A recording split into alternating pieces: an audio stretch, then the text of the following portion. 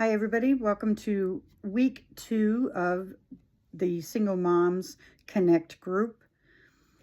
I will be bringing to you kind of a summary of what we're going to be working on, learning about, and I will be giving you one resource that you are really going to need for this class, for this group.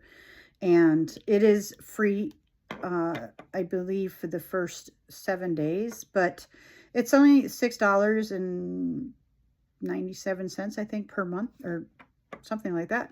But it is so richly filled with so much biblical material, and we're going to be using several of the videos in this 10-week group. So I'll give that information at somewhere near the end of this, but I do want to just quickly, briefly summarize all of the things that we're going to be looking at.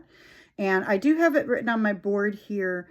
And so I'm going to kind of be reading from my notes as well as reading on the board. I don't want to be really turning my back to you for too long. So I think what I would like to do is take a picture of it and leave it, or give you a moment where you can take a picture of it and leave it for yourself on your phone.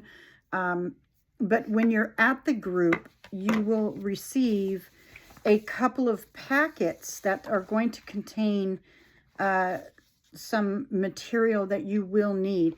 It's not something you have to download. It is something that I will be giving to you at the group, or if there's somebody else who is in place of me for that week, for whatever the reason, God willing, I will be there every week.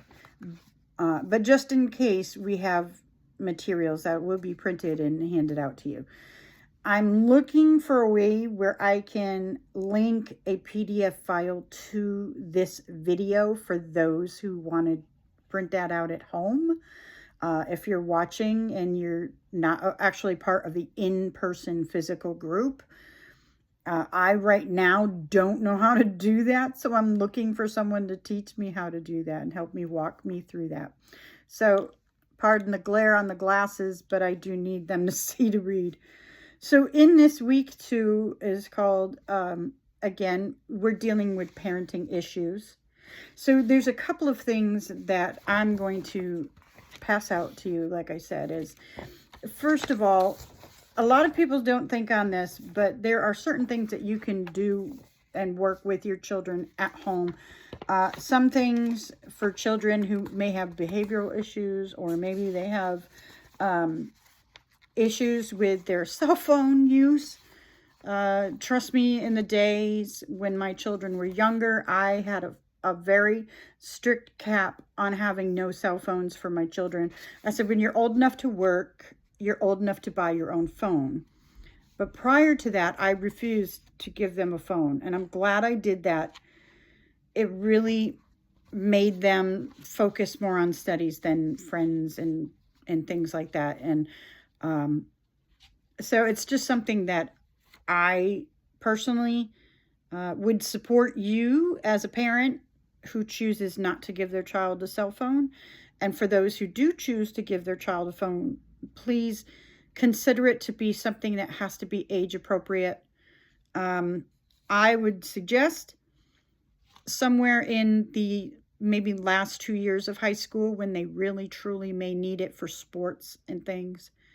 But mostly you can just have your child go to the school office if they need it, or maybe they could use a friend's phone if that isn't a real emergency. But that's a discussion that we can have later. So here I will show you, there are several, sorry, I had my note there, several worksheets that will be given to you as an option to use. This is not mandatory. Please do not hear what I'm not telling you. A self-awareness worksheet is for your young people, anyone who's under age 13. This is to prepare your child to self-advocate, finding out what their needs are truly. But you fill out this worksheet together to build awareness of strengths or weaknesses or how he or she prefers to ask for help. Now, this is something that I used in public schools. This is also something that can be used at home. This is not something that I would, I'm not pressuring anyone to use these things, but it is something that if you feel like this would be helpful for your child, you know their character, this may be an option for you. So it says like, I am strong in these areas, or I struggle with fill in the blank. My favorite thing about school is fill in the blank, because sometimes we don't really take time to ask our children, what's your favorite thing? But again, it starts the conversation. So then here's a part of it. It says, here's what the teachers I'm most comfortable with do to make that happen. So like, what's their favorite teacher? And what is it special about their teacher? Another part would be the most stressful part of my day is, or I'd like some help with. And when I need help, I'm comfortable asking for it in the following ways. Again, this is something that you can work with any child under the age of 12, and you help them fill in these blanks. So it's their words, not yours. You may be the person doing the writing, but it's their words. So for teens, there's also another one for them specifically. And so it's going to be what it says on this worksheet anyway is, what are 3 of your greatest strengths? What are 2 of your favorite things to do? What 2 things seem harder for you than for kids your age? What are 2 of your least favorite things to do? And then the last one is list 3 of your recent successes, whether big or small. Another part is list 2 things you did recently that you could have done better. And if you can only answer one, they only answer one. So who do you turn to for help with things that are hard for you? It goes into the question of how do learning and attention issues make me stronger? So do you think having learning and attention issues has made you a stronger person? Now, yes or no. And this is for a child who may be struggling. Maybe they have an IEP, maybe they have special needs for ADD, ADHD, behavioral issues, cognitive learning issues, maybe neurodivergence. Again, these are open-aired questions for the teen to answer, but it's also for you to engage in conversation with them. So it's not nothing that is pressure. It is something that is really literally helping them to learn more about themselves, and for you to have those conversations to help learn more about what they're thinking. What is their thought process? So another question on here is, are you open to talking about your learning and attention issues with friends? This is often a challenging type of a question for young people to answer truthfully.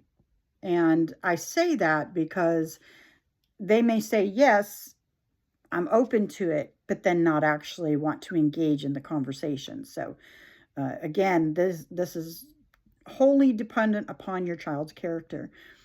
So another question at the very least at the bottom here is, are you open to talking about your learning and attention issues with teachers, like explaining why you need a certain accommodation?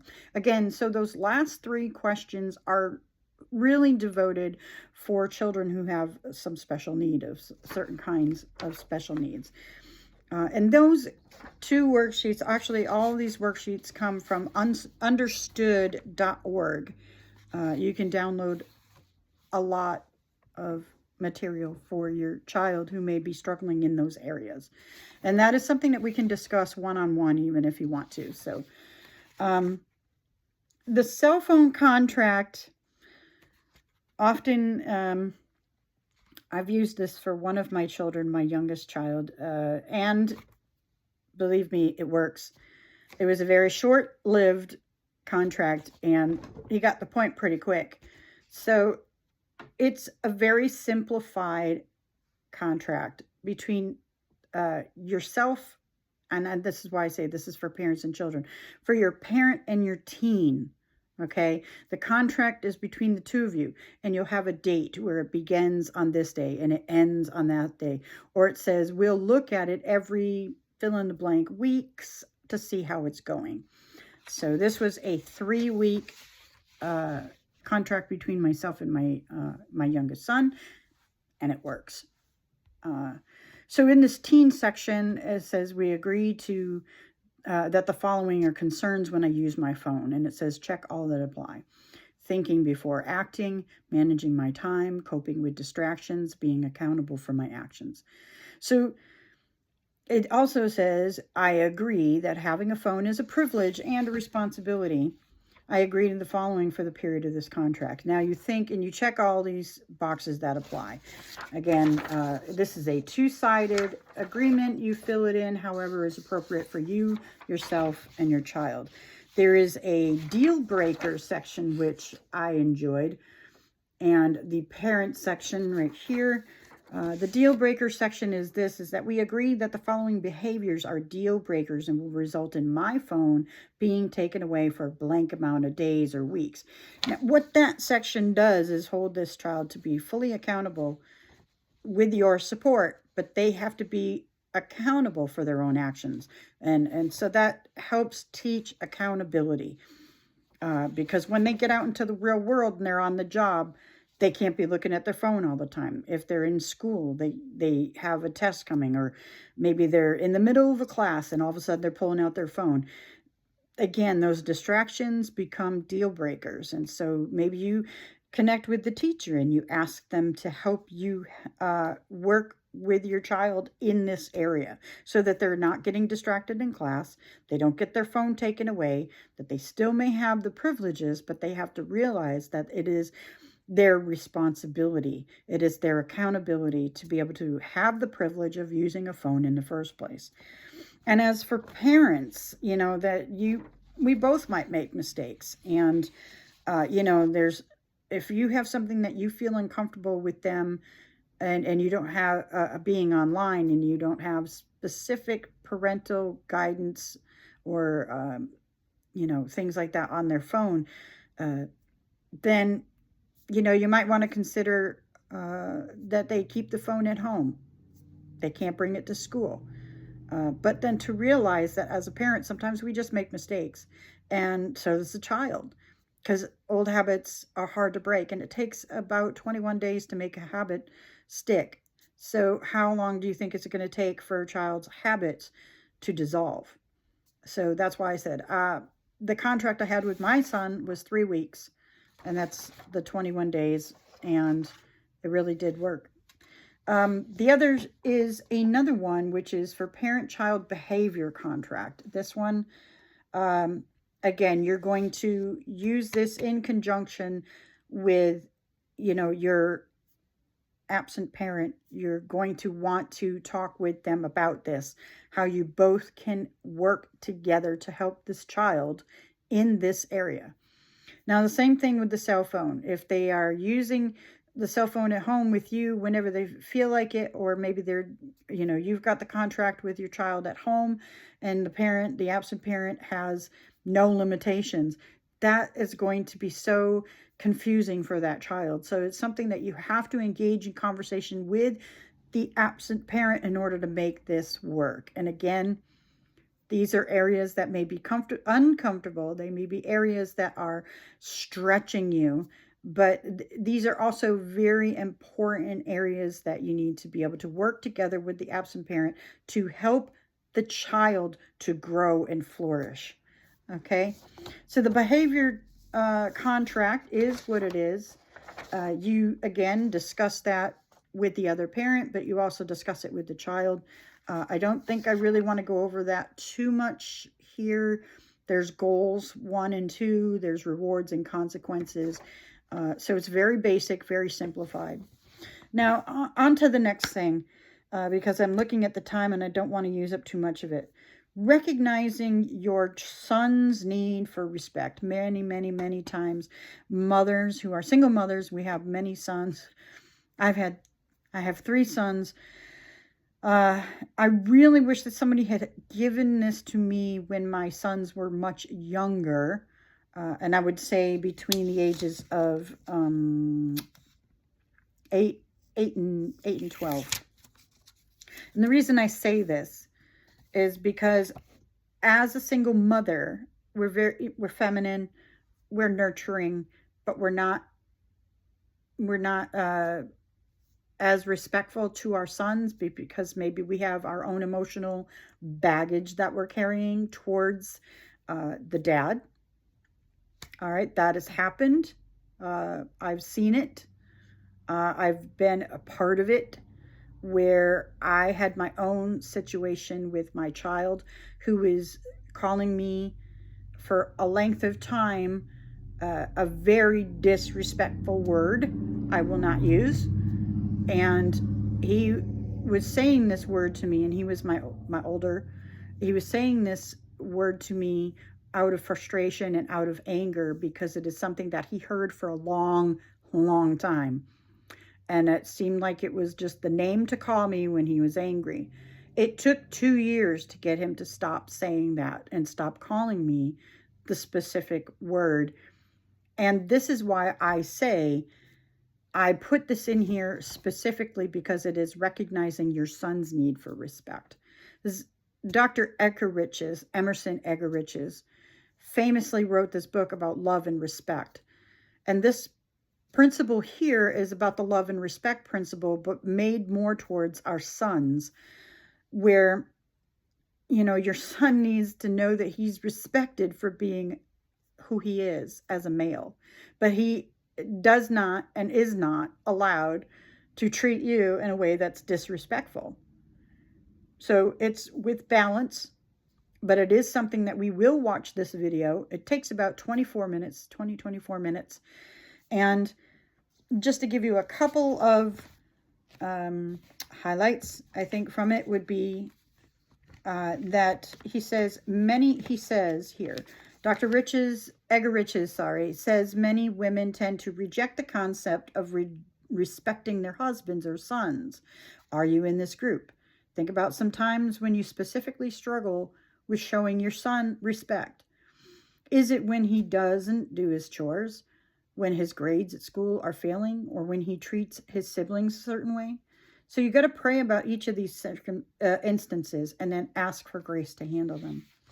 And so then there's different sections. There's a couple of other videos that are in collectively in this pamphlet right here. We will only be watching video 1. All right. We may watch other videos later. We could, if need be. But I would say those are things to probably watch on your own, which is why I will give you the link for the website and for the app that you can download for on your TV or on your phone. And, I'm praying for you, for God's word to get into your heart and to begin to flourish yourself as a parent, because, single parenting is not easy. Whether you're a man or a woman, it's not easy. And it's challenged even greater when you are a Christian. So many times the schools do not understand why we have specific boundaries in place for our children, and many times other parents or sports departments like coaches and whatnot. Those are all parenting issues that you need to be able to conduct yourself in such a way with grace and God's favor that you can enter and engage in these conversations with unsaved and saved people, whether it's your absent parent, the other spouse or former spouse, whether it is with family members, extended family members, and how do we handle all those kinds of situations. But in this week, we are talking about just the mother and child parental guidelines and boundaries that should be set, and how do we treat our sons with respect, and how do we give love to our children, without inequalities as far as favoring one more above the other, or treating one more harshly than another simply because we might have a hang up with our emotions for past aggressive behavior or past emotional outbursts. I think one of the things I can stress the most is that if you're parenting the way Jesus says we should conduct ourselves, then you're going to approach your child with peace, patience, temperance, and all of the fruits of the Spirit. And so I'm going to turn really quickly. I do not want you to miss this. If you're watching on your phone, you can take a picture of it on your phone. But here you go. And at some point, I would love to be able to have this as a PDF. There you go. So this here is called StudyGateway.com. This is going to be the app that you download to your TV or on your phone. Again, I believe it's only $6.95 a month. BlueLetterBible.org is the resource to use in conjunction with this group. The YouVersion Bible app is a daily devotional app that you can download to your phone. My suggestion is to get that Study Gateway app as soon as possible. You will find all of the videos that we will use in this course. If you are in person during this Connect group, you will watch the video with us. I love you. Jesus loves you. I'll see you in the next one.